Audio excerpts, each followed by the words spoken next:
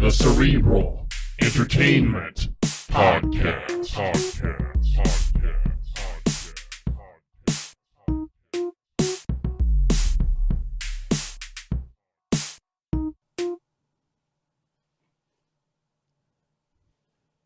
Hey everybody, welcome to yet another riveting edition of the Cerebral Entertainment Podcast. I am James, and with me as always is my good friend Colt. Yes, sir.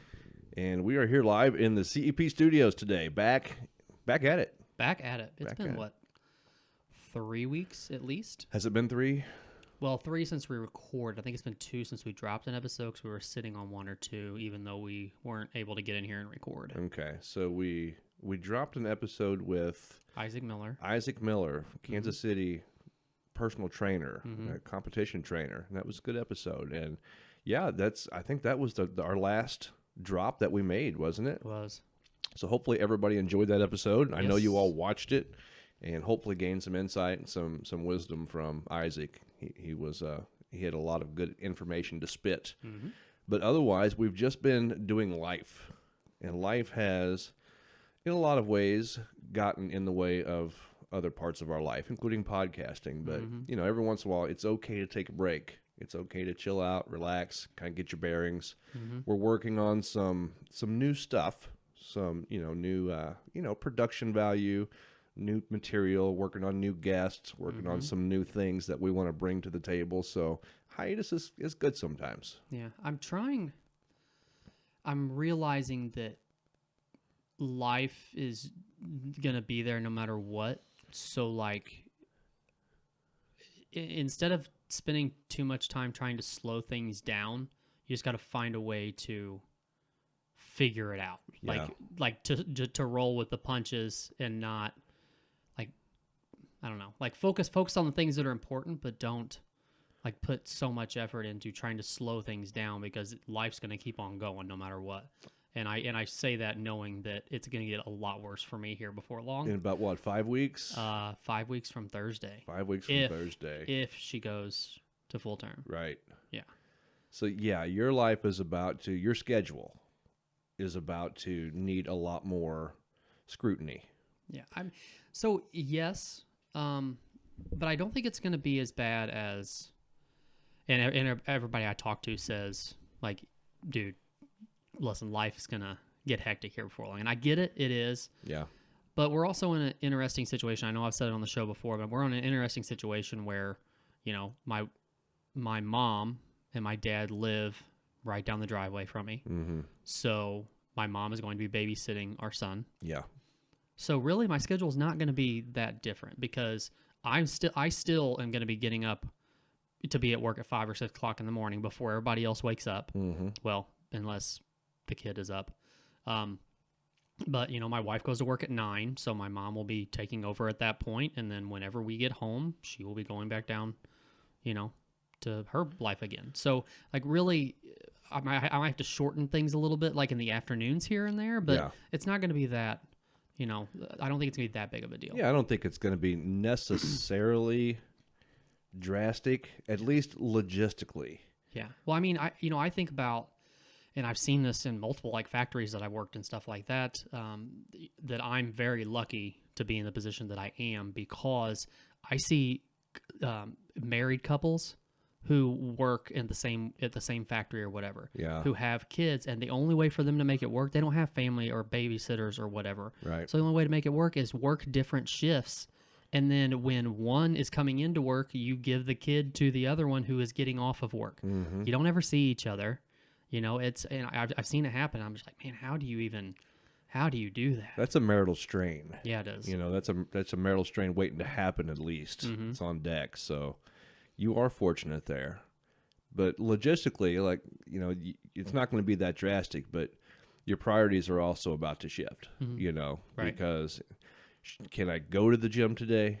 Or do I need to be home with little dude? Or do I got some time for disc golf, or do I need to be there? Right. Not only is it need to be there, you're going to want to be Absolutely. there, so your priorities just kind of shift over to that. Like, there's got to be something going on with him to where you're not necessarily going to have time, or else some of those other things are going to get a lot less of your time, which is not a bad thing at all. It's not. And like even me and you, we play disc golf together, we go to the gym together and stuff like that. And we've kind of slowly shifted things for us that help in that direction too. Like right now we're only hitting the gym 3 days a week. Right. We're getting everything in that we need to get, but it's, it's basically like you get that 3 days in, now you're free. If you can get another day or two in, that's great. And it's just extra days as long as you feel good. Yeah. But if not, you still hit everything that you needed to hit, and you still trained hard and those kinds of things. So we're kind of, me and you have shifted things, but me and you, the things that we do outside of, outside of me being at home is basically all that I do. It was funny. You came over last night to watch the Connor and Poirier fight, and my wife made the comment. She's like, "Well, my husband's basically married to you." Right. It's like, well, you got to, at least on Sundays and at least 3 to 4 other days during the week. It's kind of a part-time, situation. Absolutely, but yeah. I get her point. But, also the point is, though, even maybe other than disc golf, which I still feel like is a priority in my life to some degree, just because I want to get better at it and be able to, compete. Not necessarily like officially, but I just want to get better. It's something I kind of put my mind to. But the things that we do together, though, are productive. Yeah, absolutely. When you and I are together, most of the time, we're not just sitting around BSing, drinking craft beer, or things like that. It's like we're either podcasting, working out, or disc golf, right? And all three of those things, like even the disc golf is your cardio. It's good exercise. Right. It's getting outside. It's stress relieving. So everything that we do, almost everything, is productive. And so I think that's how we can continue to get by with it. Justify what we're doing. Yeah, totally. Right. Totally. Which I don't know how much justification we need, but live. I think it was you who posted not too long ago about waiting for things to slow down. But it's not going to. So something, I'm paraphrasing and butchering it, but just basically get used to it. Basically this is saying life. being an adult is just telling yourself things will slow down after this week, every week until you die. There you go. That's it. That's it. Yeah. Because really they don't. Even when you think they do, life throws some kind of a curveball at you, and here you go again. So you're better off just doing the best you can and enjoying the ride as much as possible. Right.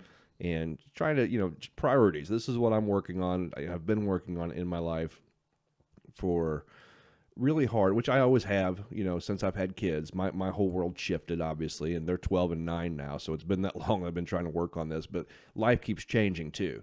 As they get older, they get new interests, different issues happen. I get new interest, and life just keeps shifting, right? So I'm always trying to work on making sure that I have my priorities set accordingly. And right now I feel like over this past month especially, I've just been at this kind of almost another crossroads to where I'm really needing to just hamper down. I really just need to hunker down on what my priorities are and really focusing on those things, because sometimes life just gets so overwhelming I lose focus. Well, I mean, it's hard to do though sometimes, because sometimes from week to week your priorities change. True. You try. I mean, you kind of have a general idea all the time of what your priorities are, but within those priorities are other priorities that you kind of have to hone in on sometimes and be like, this is more important than this over here right now. And you have to make decisions on what that's going to be. Yeah, that's a very good point, because work obviously is one of my priorities. Not just because I need to make money, because it's like I have missions. It's like my passion, one of my passions, to do what I do. But even within work, there's projects that happen that I have to focus on and hone in on for that period in time. And sometimes I don't even see those things coming. Like I have to be reactive to an issue or a project that's come up that I didn't have any insight into the fact that it was even going to be a thing. And so now I have to kind of shift myself. What that does is it's kind of a domino effect, right? And it kind of affects all my other priorities that I had prioritized. Right. And that kind of thing can happen with kids, especially with the family. Just you name it. Your priorities within your priorities. That's a whole other ball of wax. But and priorities they've been shifting lately. I know that once again we were supposed to. Well, I mean we deviated from our recording pattern from our typical schedule. But we did some things that needed to be done. For one thing, I went on vacation. Went down to Destin, Florida, and spent some time on the beach, which is very therapeutic for me. The ocean is my number one place to be on the planet. at this point. I go out there, and going out there at night it's a spiritual thing for me, especially. I mean, the daytime is too.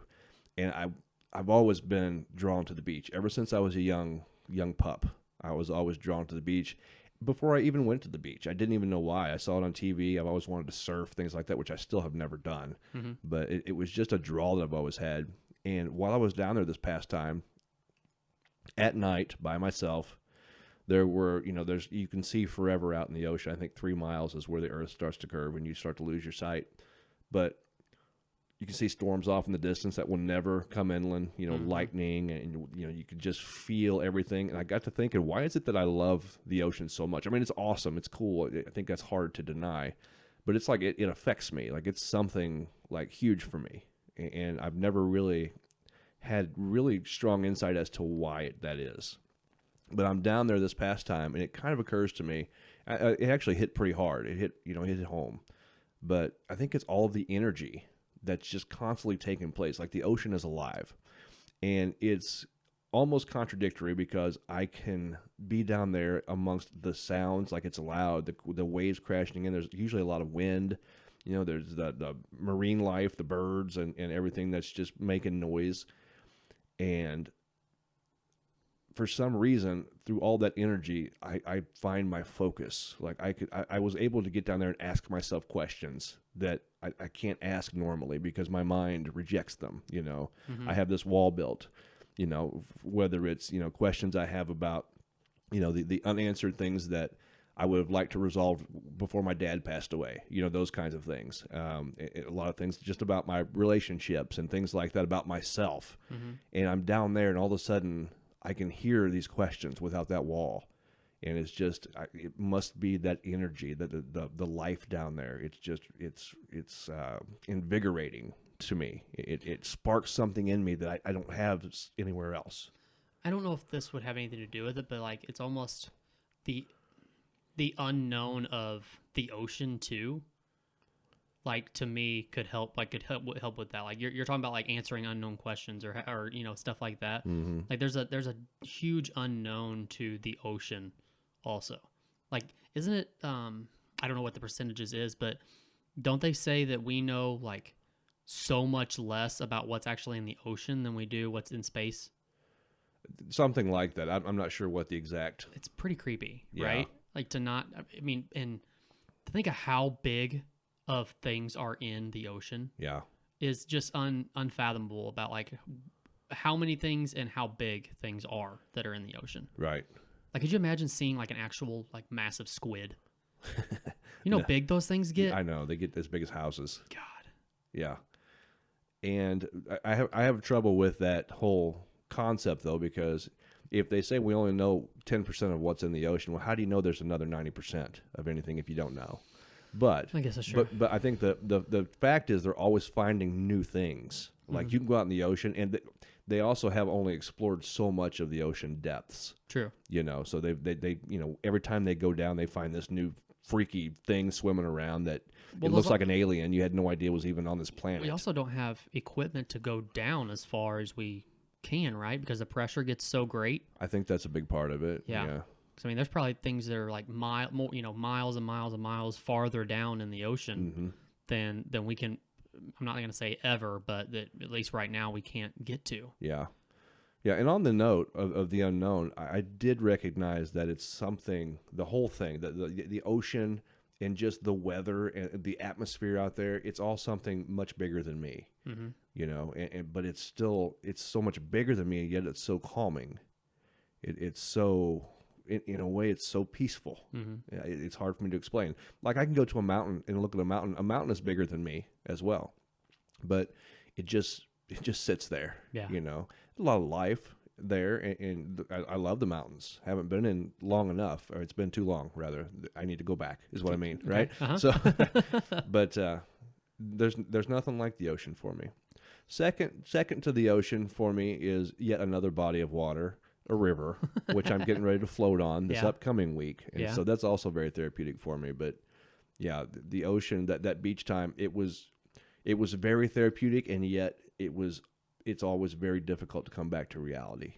You know, because I find myself out there, but I lose myself coming back home. Also, I guess it could be the sounds too, right? Like the sound of the waves going out and in, or like the river, just the sound of the river going. Like it's almost like the sound. It's a pleasant sound.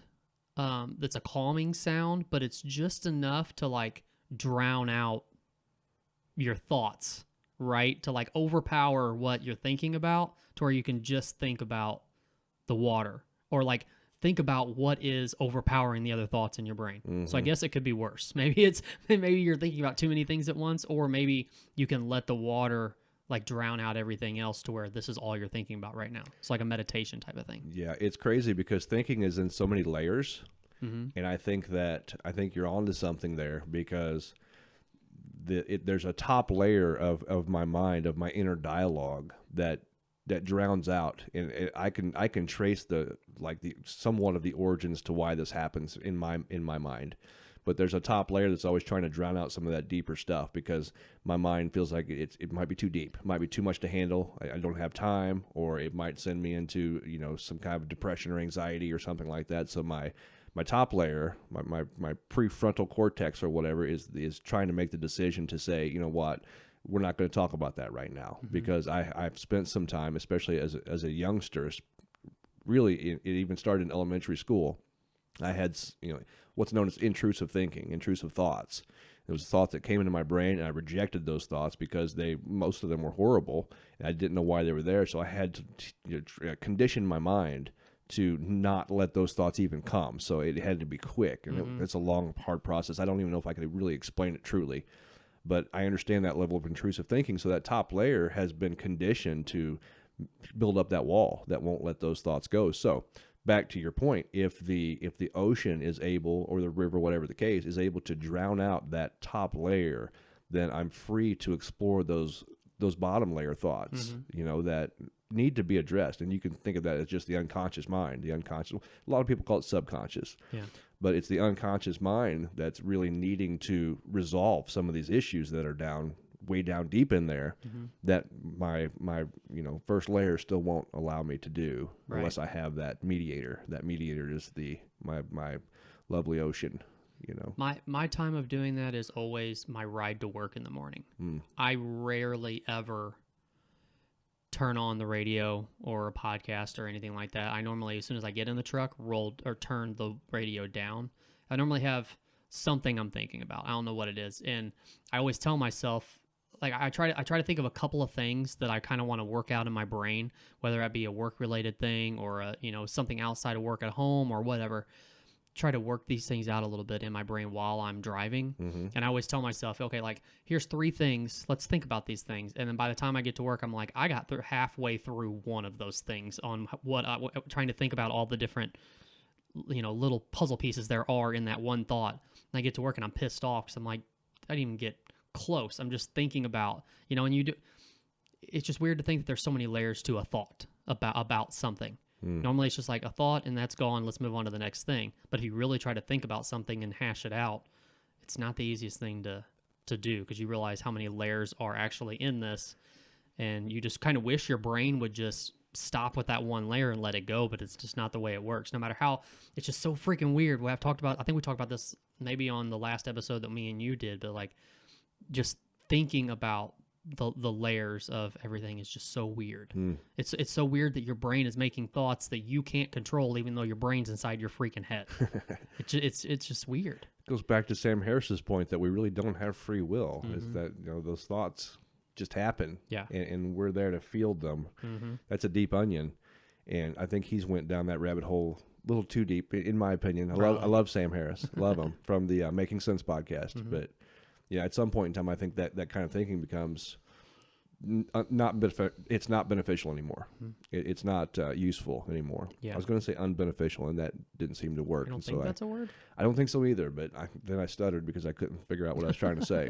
At any rate, I think our brains, like on a normal day, though, unless you make a practice of that. I love what you're doing in the mornings, because I've come to the habit of checking in with myself every morning, which I read or heard somewhere, and I forget who it was that was talking about just taking at least a couple minutes and checking in with where your mind's at and how you're feeling, and then kind of like leaning into what your day is going to be like what do you have to do today? Not really focusing on it, just kind of generally prioritizing, okay, I've got to eat breakfast, I got to brush my teeth, I got to get to work. When I get to work, I'm going to make sure that I, do A, B, and C to ease into that portion of my day.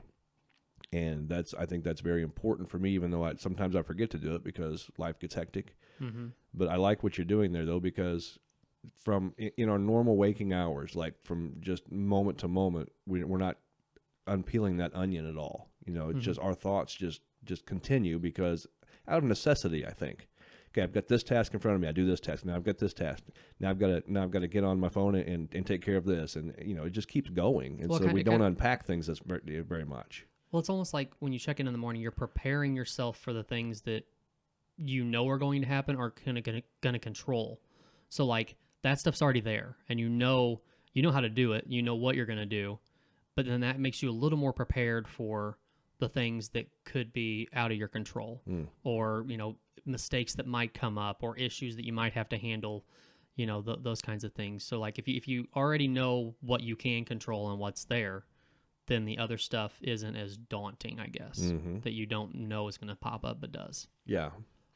Yeah, and you can take that pretty deep. Like, I'm sure we talked about it. I know we did one time on the podcast many moons ago, but about how Steve Jobs only wore like one outfit every day. Mm-hmm. That seems so menial, though. It seems so not important. So it seems so unimportant because, who cares what you wear? But his point was that you take that one task out. That's one less thing you got to worry about. So you don't have to pick through your clothes. Right. You don't have to decide if Thursday is a good day to wear this tie or whatever. You wear the same thing over and over again. Takes it out of the equation. So your brain can just let it go. So I wonder how effective something like that really is, like under the surface, like at the unconscious level, or just at the level of routine, the automatic level. Yeah. So I don't know, but I don't want to wear just one thing. I'm not gonna do that. Right. But I just things like that. But for somebody like that who probably had, he was very smart, but probably had like maybe some OCD issues or something like that. Yeah. That's probably more of a major thought for him than it would be for us. You know what I mean? Like what you're wearing every day, just making it one thing every day just makes life so much easier for that person. Us, it wouldn't be that big of a deal. True. There are other things in our life that would be a lot more important than that. But for him, it's like, okay, I tackled a big part of my day, and that's just figuring out what to wear. Yeah. So. Very true. Yeah. Patterns, though, when we get into patterns, which is something that I would like to do more of, but unfortunately, like especially my son with his erratic sleep schedule, things like that, it's very difficult for me to get into a daily pattern. Mm-hmm. But I think those patterns are important. That kind of leaning back to what you were saying about taking those things that you do have control over and getting those out of the way mentally, just so you know that those are covered. Now your brain can put its energy toward the things that we don't have control over, or the unknown, right. The unknown unknowns. Like you have no idea what's going to come up. You didn't see it coming, but now you've given your brain the power that it needs, the focus that it needs, because it doesn't have to worry about these things over here you've already taken care of. Right. I think that's a pretty powerful routine to rely on, because it gives you some flexibility. Right. And that's probably gonna be my biggest challenge when the kid comes, is like there's gonna be a lot more of unknown happening, because for one, it's something I've never been through before. Mm-hmm. So you can be only prepared as prepared as you can be, for it. But there's, at least for a while, I'm sure there's gonna be just that feeling in your gut, like when you're not, like if you're not here and the baby is being babysat by somebody or something like that, you're gonna be thinking all day long, well, how are things going? What's happening? Yeah. Those kinds of things. So that's the biggest thing for me. So another thing, the whole check-in thing, I'm trying to do that with myself too, like trying to work out any issues that I have, or trying to work out any maybe negative thoughts or anything like that. Try to get them out of the way, or at least tone down before the kid comes so I can focus more of my energy towards the kid than other stuff that probably doesn't necessarily matter and really isn't going to change my life much, but he will. Yeah. So I need to make sure that effort's going towards him. Yeah. So I think that's important. I think that's great. I also think, though, that you're not going to have much of a choice once he gets here. Yeah. It's like those things are going to get toned down, but to prepare yourself for that, I think maybe in your routine or just your general mindset, I think you're definitely on the right track there. Well, you know, a buddy of ours told me at one time, and it's probably the most. I mean, I'm feeling it already a little bit. I'm gonna feel it's gonna hit me like a wall when he gets here. But a buddy of mine or ours told me that as soon as he's here, you're gonna automatically start feeling more compassion, and you're probably gonna start crying about stuff more. Just because it's just what that does. It's that bond and that feeling of having a kid that you created is here, and now it's just like a lot more things don't matter than they did. And that's probably the thing that's stuck with me so far more than anything. You know, you got your people who are like, oh, you're not going to sleep for weeks, you know, and then you have people like, it's the greatest gift in the world to have a kid at home and this, that, and the other. And I'm like, yeah, I've heard those things, you know, all my life. I get it. But for somebody to tell you, dude, you're going to cry more and you're going to have way more compassion towards people and towards everything in your life than you could ever thought of. Yeah. Is probably the thing that stuck with me the most. Yeah, the most profound that hits you. Yeah. I cried when my son was actually born. Like tears came to my eyes, and I didn't anticipate that. And because it wasn't just this person that I, you know, was half, you know, responsible for creating. It was also because just it materialized. He materialized, I should say. The whole experience materialized. But your wife's carrying this little, you know, growing alien thing around in her, and you can see the bulge and you can feel the kicks, and you know he's in there. But then this baby appears, and it was the most intense thing I think that I've ever felt when I actually saw him. Plus, on top of that, you know, the wife, she had some issues early on, and we were afraid that, you know, we had the fear that we were going to lose him at one point in time, you know, so that was a thing, and that was earlier on. But then the whole way through, obviously, because I'm pretty, you know, I am very sensitive about my children. Like, nobody watches my children like I do. You know, I'm very protective. I try not to helicopter. I know we've talked about this before as well. But I try not to helicopter, but I am always on guard. Like, it's always on my mind, their safety and things like that. Well, that started when he was still, you know, in the womb. And so when he actually appeared, it wasn't just, you know, all of that experience just kind of came to fruition in one moment. And I was overwhelmed. I cried and didn't even see it coming. You know, I wasn't like bawling crying, but it was obvious that I was very emotional at that point in time. It was crazy. Yeah, I bet. So in general, do I cry more? I don't know about that. But I do. You not just your like logical priority shift, though. It's almost like there is a shift in your emotions and your emotional awareness, your emotional intelligence, because you're shifting to, you're responsible for your wife already, and she's, you know, in that 50-50 partnership of a marriage. But this child is like, this is on you, man, along with your wife. But like this child needs you to survive daily.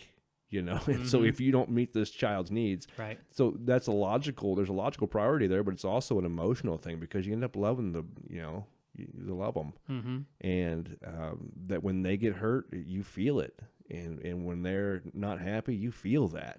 So you have to have that, and this might not be universal. Unfortunately, there are some bad parents out there who don't connect with their child as much as, you know, what they should, or as much as what I would like for them to, but it's just like you have this new connectedness to a human being that you didn't have before. And so there's just that, like I said, the emotional intelligence just through the roof. Right. So I can see how, you know, it's definitely going to drive your compassion, because I didn't have as much love for kids until my daughter came along. Like, I liked kids. Okay. I had nephews, and kids have always gravitated to me. I even had some best friends in my early 20s that were some of my friends' kids. Like, they were babies, but they just took to me, and we hung out a lot.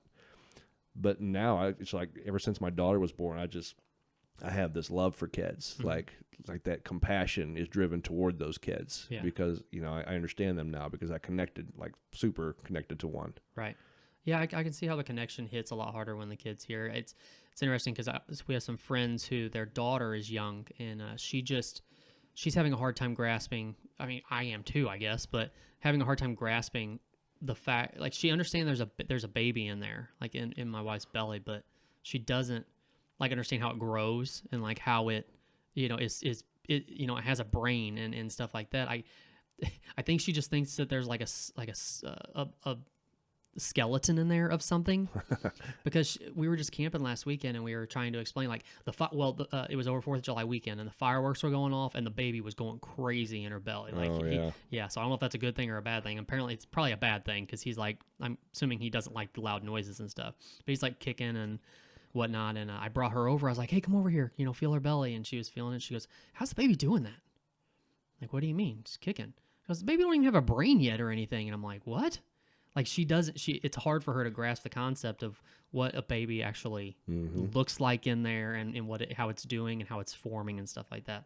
And I guess almost even as an adult, it's hard to think about that. Like you see pictures of a baby inside of a womb, but you can't physically see a baby inside there. So, and then when you see like ultrasounds and stuff of a baby growing, like our ultrasound tech that we've had for a while is always, saying this is what people always think's creepy because it looks like an alien in there because it's like whole eyeball or like it's a whole eye hole isn't formed yet or whatever. Like it's not like the baby's fine. Just want you to know that it just looks like an alien right now.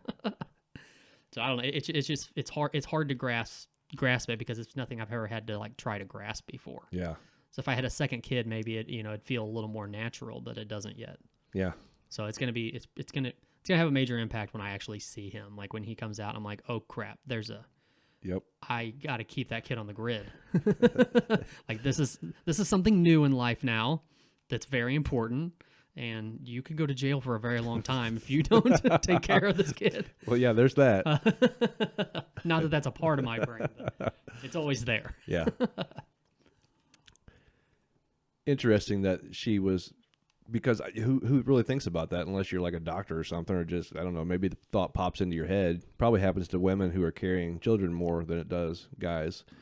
But just how the baby is forming in there, how it's growing, how they respond to the outside world. Some people say that you should play like Mozart or something for them, so because it helps their intelligence, helps their brain to grow, and they start responding to the music that you're playing out there, just like he was responding to the fireworks. I've even heard that some babies respond to pets.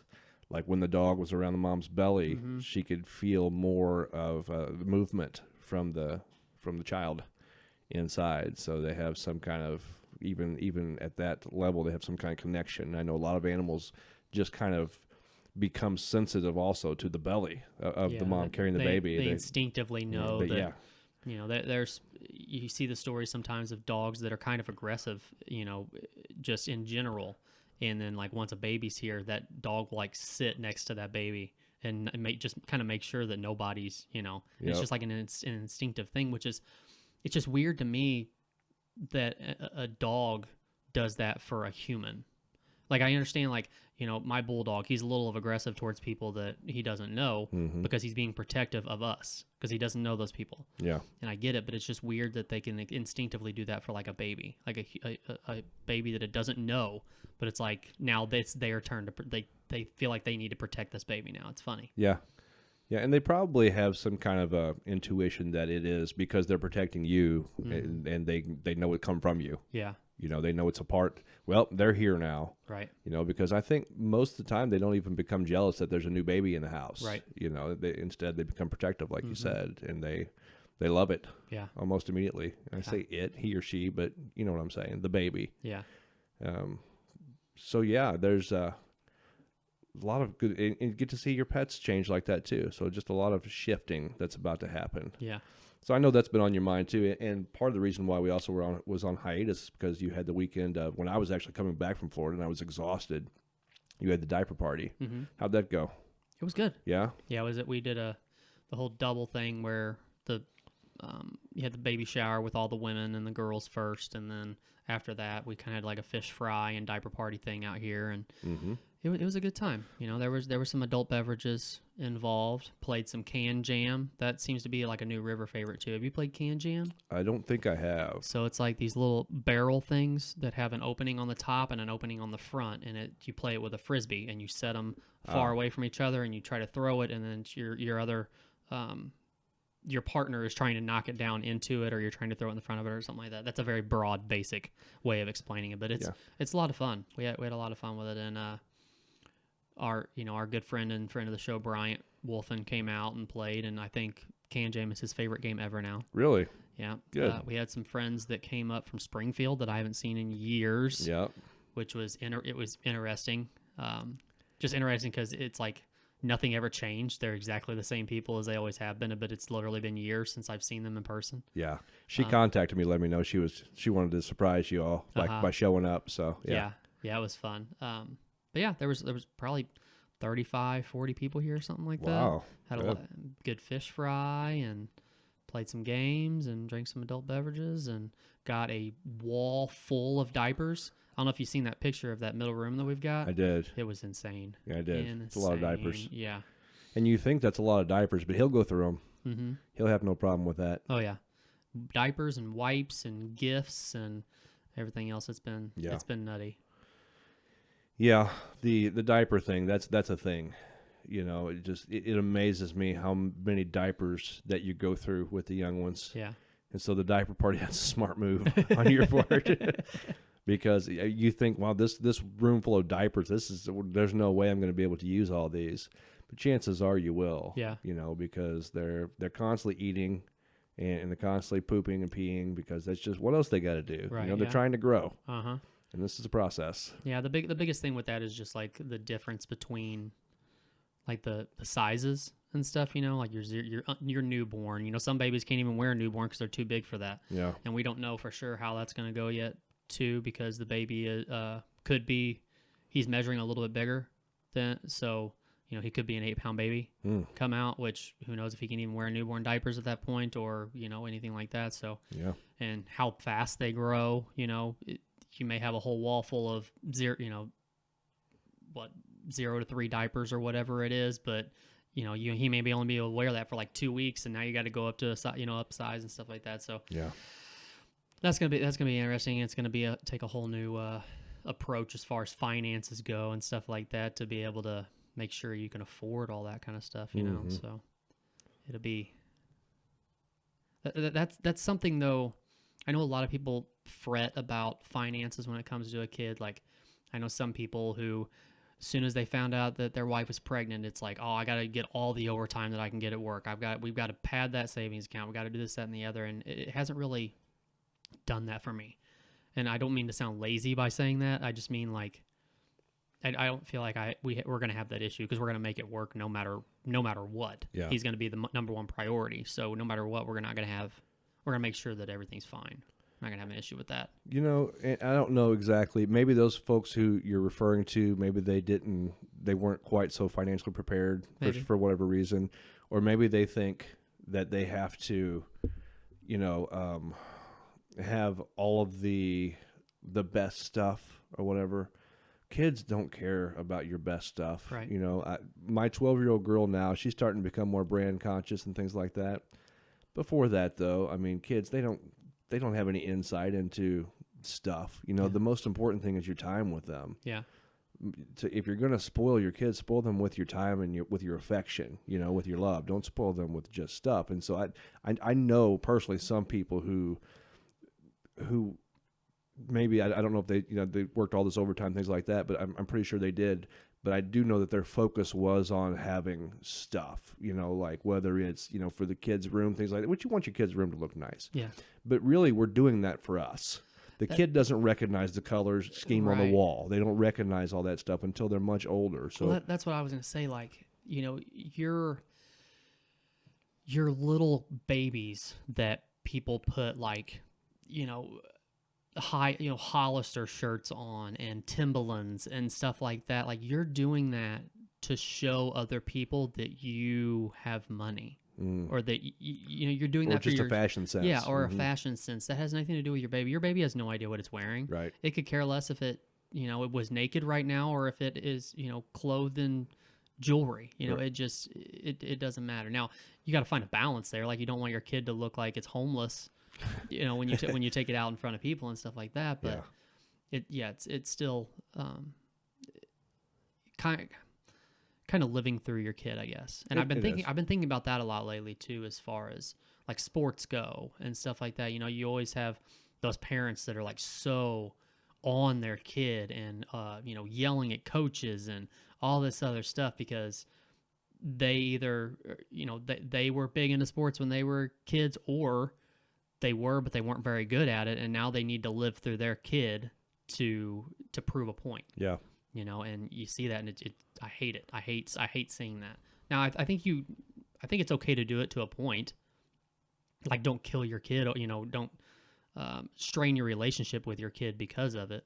But yeah, it's just a weird situation sometimes. Well, sports to me, a little different than clothes, but I see exactly the correlation there. But sports are a little different because I think they are important for the competition, for things like that to instill in your kid. Plus, it's good exercise, teach some teamwork, all that good stuff. The clothes thing, like you said, you don't want your baby to look homeless because you know what homeless babies look like. They're out there in the streets panhandling with their empty bottles. But you're right. When we dress our children, how we dress our children is a reflection, or babies, I should say, especially babies. It's a reflection on us. Like I remember when my nephew, he's 19 now, but when he was like 4 or 5, I got him this Adidas jumpsuit. It was tight, man. I mean, it looked sharp. It's something I would have worn if it were in my size. And that's exactly the point. Yeah. I got him something because I wanted to reflect my influence on him, I guess. I don't even know if that's the right way to phrase it, but this was from Uncle Bub is what he called me. And so when he wore that and I saw him in it, I was like, that's what's up, It made me feel like, I don't know, it just made me feel good that he was wearing something that I would wear. And so it's completely a reflection. So getting back to the main point, like I said, even with decorating the room or the kind of car seat that you have, other than, of course, safety features on that, right, obviously. But like all these things, the how we purchase these things, the style, the colors, all the schemes, all the ins and outs, the bells and whistles, that's all for us. Yeah. The baby could care less, so, but it's still fun to do, right? As long as it's within reason, which comes back to your ease of mind about not having to go and work mad overtime because this baby's coming. Like, yeah, you want to start a college fund at some point in time if you're wise. I'm not so wise because we didn't have much of a chance to before, but right. I'm starting to look at those things now. Like, I got to get this thing going. Like, she's 12 now. Yeah, it's going to be before I know it that she's going to be needing some assistance. I want to do what I can, but that's all a reflection on us. And so your ease of mind to me tells me that you've got the right perspective on how to approach buying things for the child. That you're not going all balls to the wall and just getting, like you said, Tommy Hilfiger onesies, and of course you did get some pretty sweet CEP onesies and raised awesome. On the radio, right? So that was pretty sweet. Yeah. But once again, that's a reflection on you, right? It is. The baby's, hopefully he's listening to the podcast. Right. Via the womb. He's hearing some of our conversations, and he's learning and hating it already, I'm sure. Yeah. Probably ready to get out and write bad reviews. It's like, he's excited to take a shit in that CEP onesie, I can tell you that. But otherwise, that's just another reflection of us. But I think it's okay. I think it's perfectly natural and okay. It's fine for us to reflect ourselves through our children because really, it's a part of us. He wouldn't be here without you. So, yeah, you're going to wear that CEP onesie and you're going to like it. Right. But at any rate, I think we've got a lot of good things to look forward to. How the podcast is going to change once he gets here is going to be interesting. Yeah. Of course, we're going to have to still find time to get it done, which that'll be, since the studio is at your house, that makes it a little easier. It does. So you don't have to, manage a hectic schedule quite as much if you're having to travel and things like that. But it looks like we do have some traveling coming up in the near future, at least a little bit Yeah. for the podcast, which, will be different for us because we haven't done that in a long time. Very long time. Of course, I guess, we did go up and see Jeff and Kyle up Yeah, at Shamrocks. True. But before that, it's been years, at least a year. Well, we didn't do anything through 2020. I'd say, yeah, COVID put a big damper on everything. I don't know. I can't remember off the top of my head what the last one before that was, so I apologize to whoever that was. Just goes to show how long it's been, though. It's nothing about the person. It's yeah. It's been a minute. And, we've kind of done stuff through Zoom and stuff like that. But, I've talked to a few people, and we've got at least one higher profile guest that I'm hoping to lock down if we can make it work once our schedules slow down just a little bit. Yes. And then we've probably got a couple of Zoom ones that we're going to be setting up. So, yeah, it's going to be interesting getting back to the swing of things as far as just having guests on and stuff, too. Because we've kind of gotten the swing of just, us getting in here and talking and stuff. So, yeah, it's going to be fun. We still have a fun lineup coming up. We're probably going to have maybe a few weeks of a hiatus once the baby comes. But then once we get that schedule set up and get things running, I think we'll be all right. Yeah. Once again, though, I still want to put some more time into the production of things, with the intro. We've got some new music coming and different things like that I want to work on and just kind of polish things up a bit because we haven't done that in a while. Things have been working well, in my opinion, but, it's nice to have some change every once in a while, add some new elements and try to increase the value of everything, the production value a little bit, see if we can't hone in on a couple of things and make it work. But looking forward to it. And yeah, man, good conversation. Absolutely. Got a lot off my chest today. Did you? Yeah, absolutely. That's good. I love telling the beach story. That's always like, yeah. I love being able to express myself via the beach. It means a lot to me. Yeah. So, yeah. What before we go, what about is your daughter the same way? Because you took your daughter with you on vacation. Does she can you see that she's the same way as you are? I mean, I know you said she's kind of like a beach bum as far as you are too, but does she use it the same way, or she just likes being on the beach?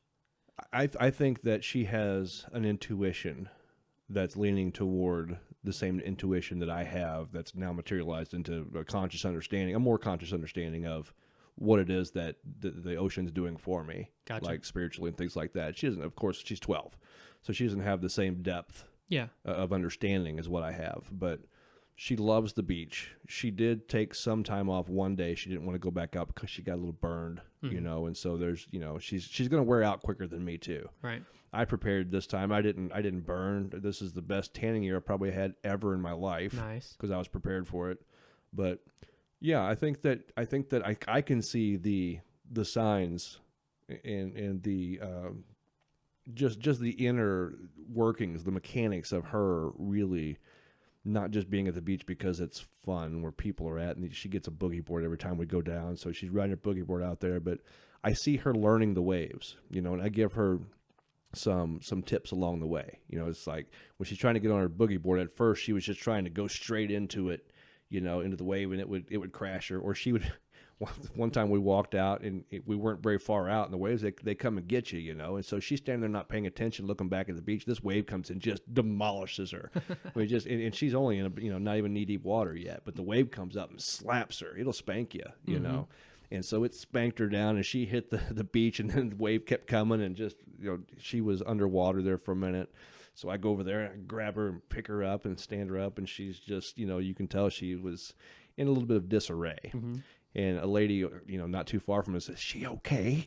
I said, "She's fine," But as the week went on, I told her, let your body go with the waves. When you're on that boogie board, just allow your body to have some flexibility so that you go with the wave and not against the wave. And I watched her as she learned that. I watched her become more independent out there. I see her develop in just a short amount of time. Right. I could just imagine if I had more time out there with her, right. like, the ways that she could grow and develop just based off of the ocean, just because it's not, you can go to the swimming pool and it's pretty easy. You go out in the ocean, you got to do some work, right? You got to walk through the sand. Sometimes the sand's hot, it's kind of harder to walk through. You got to find a spot. You're facing, the sun, because there is no indoor beach like there is an indoor pool. You got the constant ocean waves coming and crashing, and you're always working against that, you know. And you're always, of course, you got to look out for some wildlife sometimes, jellyfish, things like that. Maybe a 8-foot bull shark. Maybe, but never know. But the oceans, it's a lot more difficult than it is. But there's a payoff there, because you learn out there. You learn things. You don't learn so much at a pool. You can learn how to swim. Maybe work on your backstroke or your dive, something like that. But in the ocean, there's just, to me, and maybe I get deep when it comes to the ocean, but there's a lot more life lessons out there that you actually internalize.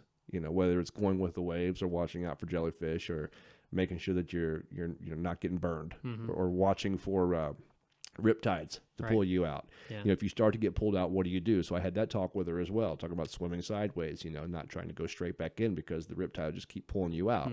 There's just so much to do out there, and she loves it. Yeah. So that's that there's got to be something there that she's internalizing, because it is hard work, and she's not. I mean, she's not one to really work too hard.